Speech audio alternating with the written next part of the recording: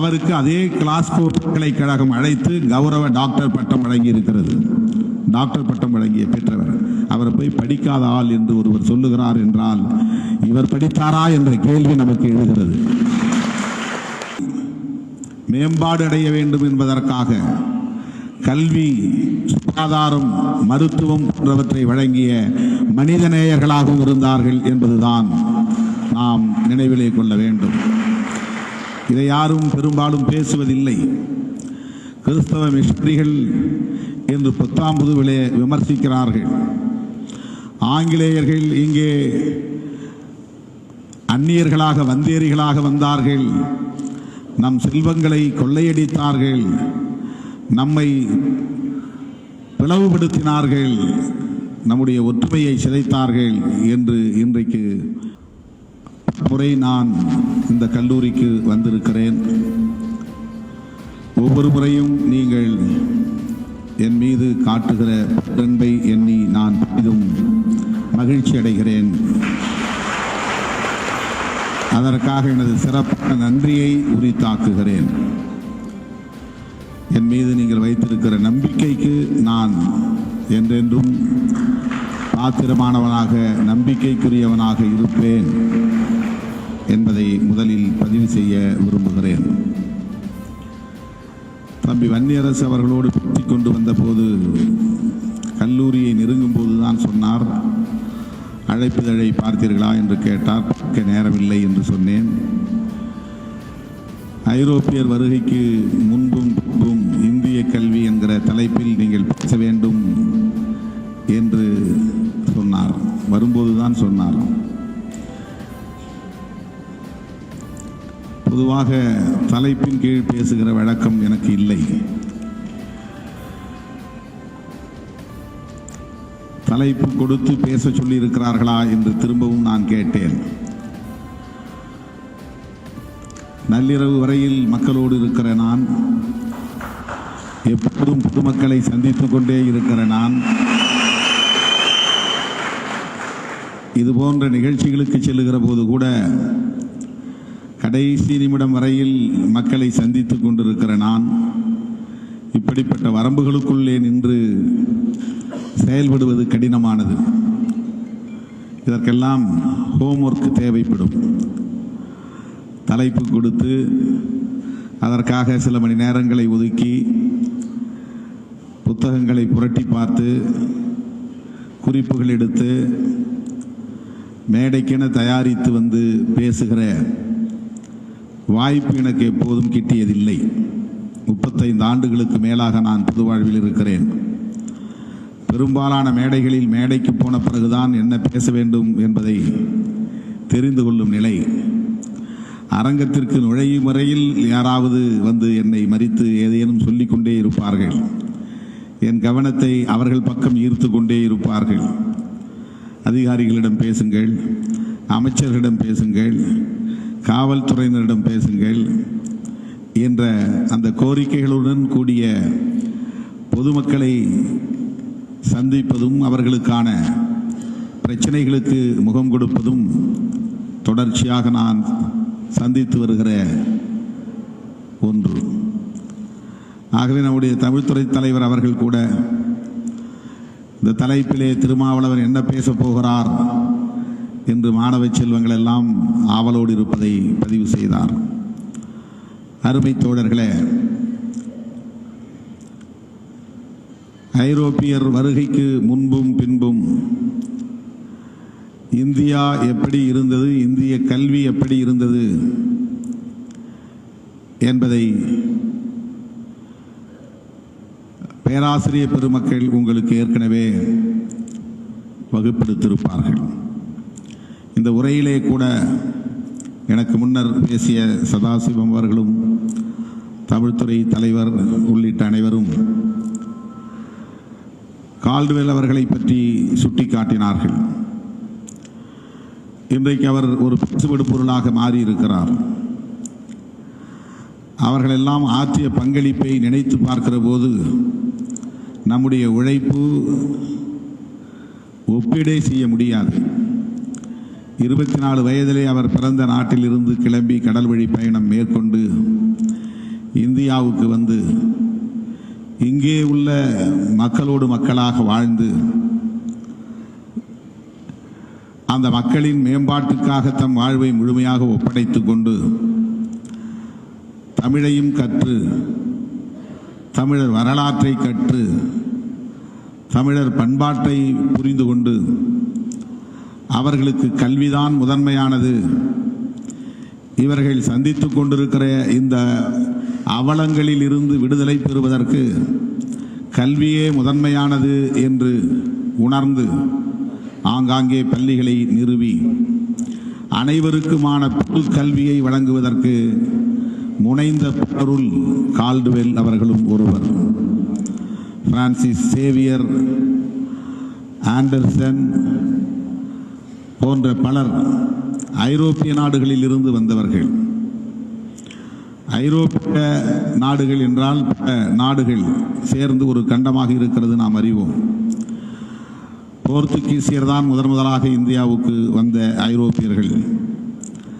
அதன் பிறகு நெதர்லாந்து என்று சொல்லப்படக்கூடிய டச்சு நாட்டை சார்ந்தவர்கள் இங்கே நுழைந்தார்கள். அதன் பிறகுதான் பிரிட்டிஷார், பிரெஞ்சுக்காரர்களும் வந்த பிறகுதான் பிரிட்டிஷார் வருகிறார்கள், இங்கிலாந்து நாட்டை சார்ந்தவர்கள். ஆக இவர்களெல்லாம் இங்கே வந்தது இரண்டு காரணங்களுக்காக என்று பொதுவாக பேசப்படுகிறது. ஒன்று வர்த்தகம், இன்னொன்று சமயத்தை பரப்புவதற்காக. தொழில் வணிகம் செய்வதற்காக வந்தார்கள் என்பதும் அவர்களின் மதத்தை பரப்புவதற்காக வந்தார்கள் என்பதும் தான் பொதுவாக இன்றைக்கு அறியப்படுகிற ஒன்று. ஆனால் அவர்கள் வெறுமன தொழிலை செய்து லாபம் ஈட்டி சுரண்டி செல்கிற முதலாளிகளாக இல்லை. அவர்கள் வெறுமன மத உணர்வை விதைத்து தங்கள் மதத்தை பரப்புகிற மதவாதிகளாக மட்டுமில்லை, அவர்கள் இங்குள்ள மக்களின் வாழ்க்கையில் மேம்பாடு அடைய வேண்டும் என்பதற்காக கல்வி, சுகாதாரம், மருத்துவம் போன்றவற்றை வழங்கிய மனிதநேயர்களாகவும் இருந்தார்கள் என்பதுதான் நாம் நினைவிலே கொள்ள வேண்டும். இதை யாரும் பெரும்பாலும் பேசுவதில்லை. கிறிஸ்தவ மிஷனரிகள் என்று புத்தாம்புதுவிலே விமர்சிக்கிறார்கள். ஆங்கிலேயர்கள் இங்கே அந்நியர்களாக வந்தேரிகளாக வந்தார்கள், நம் செல்வங்களை கொள்ளையடித்தார்கள், நம்மை பிளவுபடுத்தினார்கள், நம்முடைய ஒற்றுமையை சிதைத்தார்கள் என்று இன்றைக்கு அவர்களுக்கு எதிராக பேசுகிற ஒரு அணுகுமுறையை நாம் பார்க்கிறோம். அந்த வரிசையில் தான் கால்டுவெல் விமர்சிக்கப்படுகிறார். அதைவிட வேடிக்கை என்னவென்றால், கால்டுவெல் படிக்காதவர், அவர் கல்வி வாசனை அறியாதவர், அவர் எப்படி திராவிட மொழிகளின் ஒப்பிலக்கணத்தை எழுதியிருக்க முடியும் என்று உயர்ந்த பொறுப்பிலே உள்ள ஒருவர், மிக உயர்ந்த பொறுப்பிலே உள்ள ஒருவர், ஆளுநர் இருக்கையிலே இருக்கிற ஒருவர், RSS ரவி அவர்கள்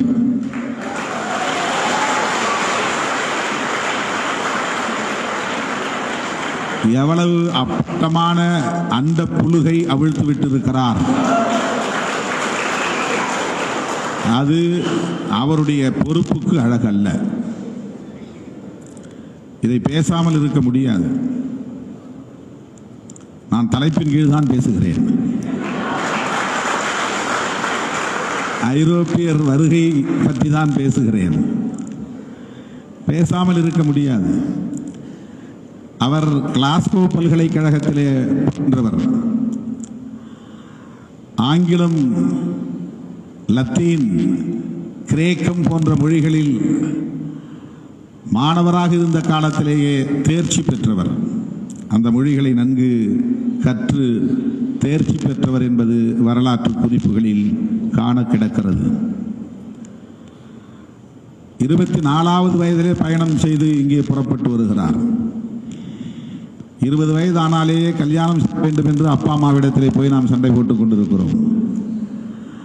எனக்கு வயதாகிவிட்டது, நான் டிகிரி முடித்து விட்டேன், நான் விரும்பும் பெண்ணை திருமணம் செய்து கொள்ள வேண்டும் என்று.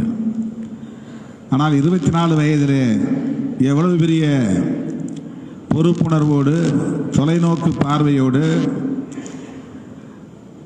அங்குள்ள லண்டன் திருச்சி மாணவராக இருந்த அவர் கப்பல் வழி பயணத்தை மேற்கொண்டு 4 மாத காலம் பயணம் செய்து, அந்த பயணம் கடுமையானதாக இருக்கும். கடல் வழி பயணம் என்பது அவ்வளவு இலகுவான ஒன்று அல்ல. வாந்தி எடுக்க நேரும், மயக்கம் வரும், தலை சுற்றல் வரும். மாதக்கணக்கிலே பயணம் செய்கிற போது அவ்வளவு பிரச்சனைகளை எதிர்கொள்ள நேரிடும். அவர் வந்த கப்பல் கடலிலே விபத்துக்கும் உள்ளாகி இருக்கிறது. ஒரு பிரெஞ்சு கப்பலோடு மோதி விபத்துக்குள்ளாகி இருக்கிறது. பலர் அதிலே உயிரிழந்திருக்கிறார்கள். அதன் பிறகு இவர் தப்பி பிழைத்து அந்த கப்பலை ஒரு துறைமுகத்திலே நிறுத்தி அதை சீர் செய்த பிறகு மறுபடியும் பயணத்தை தொடர்ந்து கோழிக்கோடு பகுதியிலே வந்து இறங்கி, அதன் பின்னர் அவர் தமிழ்நாட்டுக்குள்ளே நுழைந்து திருநெல்வேலி பகுதியிலே இருந்து இந்த மக்களை படித்து, இந்த மண்ணை படித்து, இந்த மொழியை கற்று, இந்த கலாச்சாரத்தை கற்று எவ்வளவு கடினமான உழைப்பு என்பதை எண்ணி பார்க்க வேண்டும். அதற்கு ஒரு விஷன் தேவைப்படுகிறது. அதுதான் முக்கியமானது. ஒருவர் எப்போது கடுமையாக உழைக்க முடியும் என்றால், உழைப்புக்கு முன்னால் ஒரு விஷன் தேவை. விஷனரி இல்லாத யாராலும் உழைக்க முடியாது. கிராமத்தில் வந்து சும்மா உட்காந்துருக்கிறவனை பார்த்து சொல்லாங்க, அவங்க கிடக்கிற நோக்கமத்த பையன்வாங்க. சண்டை போடும்போது திட்டும்போது நோக்கமத்த பையன் அப்படின்னா அவனுக்குன்னு ஒரு எய்ம் இல்லை. நோக்கம்னா எய்ம் இல்லை, அவனுக்குன்னு ஒரு இலக்கு இல்லை, டார்கெட் இல்லை. அதனால என்ன செய்யறதுன்னு தெரியாமல் சோம்பலா உட்காந்துருக்கிறான், செயலிழந்து போய் கிடக்கிறான். எப்போது ஒருவன் சுறுசுறுப்பாக இருக்க முடியும் என்றால், எப்போது ஒருவன் துடிதுடிப்பாக இயங்க முடியும் என்றால், எப்போது ஒருவன் கடினமாக உழைக்க முடியும் என்றால், அவனுக்கு ஒரு விஷன் இருக்க வேண்டும், ஒரு பார்வை இருக்க வேண்டும், ஒரு எய்ம் என்பது முக்கியமானது. எய்ம் இல்லாதவர்களால் உழைக்க முடியாது, உழைக்க தோன்றாது. இது மிக அடிப்படையான ஒரு புரிதல். இது மிக முக்கியமாக நாம் தெரிந்து கொள்ள வேண்டிய ஒன்று. காலையிலிருந்து போர் அடிக்குதான். போர் அடிக்குதுன்னா என்ன அர்த்தம்? he has no aim at all. அவனுக்கு ஒரு எய்ம் இல்லைன்னு அர்த்தம். அதனால அவனுக்கு வேலை தெரியல, என்ன எடுத்து செய்யறதுன்னு தெரியல. காலையில் எழுந்துச்சு சும்மா உட்காந்துருப்பான், பல்லு கூட விளக்காம. அவனுக்கு ஒரு வேலை இருந்தால் எழுந்துச்சு உடனே ரெஃப்ரெஷ் பண்ணிட்டு ரெடி ஆகிடுவான். எங்கே போகணுமோ அங்கே. காலையில் வந்து வாக்கிங் போகணும் அப்படிங்கிறது ஒரு வேலை. அந்த வேலை ஏன் வாக்கிங் ஏன் போகணும்? Health conscious. ஏன் வாக்கிங் போகணும்? ஃபிட்னஸ். ஏன் வாக்கிங் போகணும்? அப்பதான் சுறுசுறுப்பாக இருக்க முடியும், சோம்பல் இல்லாமல் இருக்க முடியும். இந்த புரிதல் எங்கிருந்து வரும்? ஒரு விஷன் இருந்தால்தான் வரும். விஷன் இல்லைன்னா வராது. இப்போ 24 வயதிலே இங்கு வந்த ஒரு அந்நிய நாட்டுக்கு வந்த, மொழி தெரியாத தேசத்திற்கு வந்த கால்டுவெல், இங்கே இருக்கிற யாருக்கும் ஆங்கிலம் தெரியாது, அவருக்கு தெரிந்த லத்தீன் தெரியாது, அவருக்கு தெரிந்த கிரேக்கம் தெரியாது. முற்றிலும் புதிய இடம், புதிய மனிதர்கள், புதிய வாழ்க்கை முறை, புதிய சமூக அமைப்பு முறை. இங்கே வந்து அவர் வேலை செய்ய வந்த இடத்தில் அவரால் கடினமாக உழைக்க முடிந்தது, இந்த மக்களை ஒருங்கிணைக்க முடிந்தது, இந்த மக்களுக்கு தொண்டு செய்ய முடிந்தது, இந்த மக்களின் மொழிகளை, ஒரு மொழியை அல்ல திராவிட மொழிகள் அனைத்தையும் கற்று தேர்ந்த நிலையை அடைய முடிந்தது. தமிழ் மட்டுமல்ல, நம்மால் இன்னும் பக்கத்தில் இருக்கிற தெலுங்கு கற்றுக்கொள்ள முடியவில்லை. நான் அடிக்கடி ஆந்திரா போகிறேன், தெலுங்கானா போகிறேன், இன்னும் என்னால் தெலுங்கை கற்றுக்கொள்ள முடியவில்லை. கர்நாடகா மாநிலத்திலே கட்சியின் கிளை இருக்கிறது, என்னால் இன்னும் கன்னடத்தை கற்றுக்கொள்ள முடியவில்லை. ஆனால் கால்டுவெல் அந்த காலகட்டத்திலே இந்த மொழிகளை எல்லாம் படித்தது மட்டுமில்லாமல் இலக்கண அறிவும் அவருக்கு இருந்திருக்கிறது. அதுதான் ரொம்ப முக்கியமானது. கிராமட்டிக்கல் நாலேஜ், ஒவ்வொரு மொழியை பற்றிய கிராமரும் அவருக்கு தெரிந்தால்தான் அதை ஒரு கம்பேரிட்டிவ் அனாலிசிஸ் பண்ண முடியும். எப்போது ஒரு ஒப்பீடு செய்ய முடியும் என்றால், பல மொழிகளை பற்றிய அறிவு இருந்தால்தான் அதை ஒப்பீடு செய்ய முடியும். ஆகவே அவர் வெறும் தமிழை மட்டும் கற்று தேர்ந்தவராக இல்லை. தெலுங்கு, கன்னடம், மலையாளம், துளு ஆகிய மொழிகளிலும் அவர் இலக்கண இலக்கிய அறிவை பெற்றவராக இருந்திருக்கிறார். 1856 அந்த நூலை அவர் எழுதியிருக்கிறார். 1856 என்றால் அப்போது அவருக்கு வயது 42 வயது. 42 வயதிலே ஒரு ஆய்வு நூலை எழுதி அதற்காக, அந்த பணிக்காக, அந்த சிறப்புக்காக அவருக்கு அதே கிளாஸ்கோ பல்கலைக்கழகம் அழைத்து கௌரவ டாக்டர் பட்டம் வழங்கி இருக்கிறது. டாக்டர் பட்டம் வழங்கிய பெற்றவர். அவர் போய் படிக்காத ஆள் என்று ஒருவர் சொல்லுகிறார் என்றால் இவர் படித்தாரா என்ற கேள்வி நமக்கு எழுகிறது.